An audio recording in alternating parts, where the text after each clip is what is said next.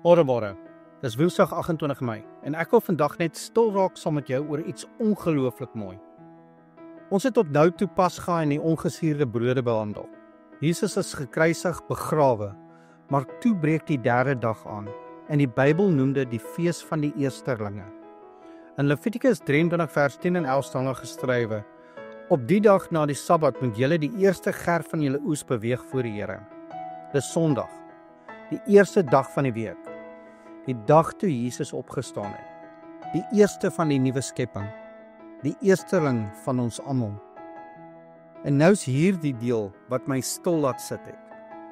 Toe Zola Levitt vertel hoe hy met 'n ginekoloog gepraat het en die dokter verduidelik dat op dag 3, na bevrugting, die klein embrio begin beweeg tot by die plasenta en hy heg homself daaraan vas.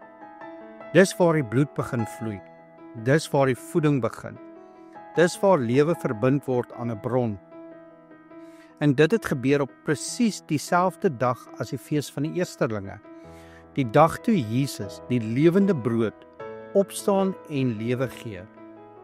Is dit nie ongelooflik nie?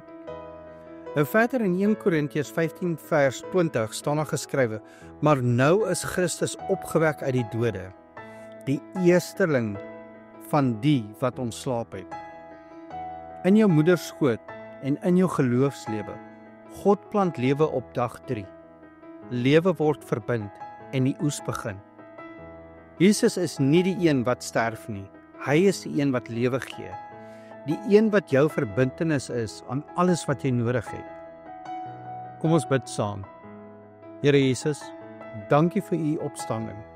Dankie dat u nie net gesterf het vir my sonde nie, maar opgestaan het om my lewe te wees. Ek wil aan u vas wees, nie los nie. Nie afhanklik van myself nie, maar soos die embrio aan die bron, vas aan u.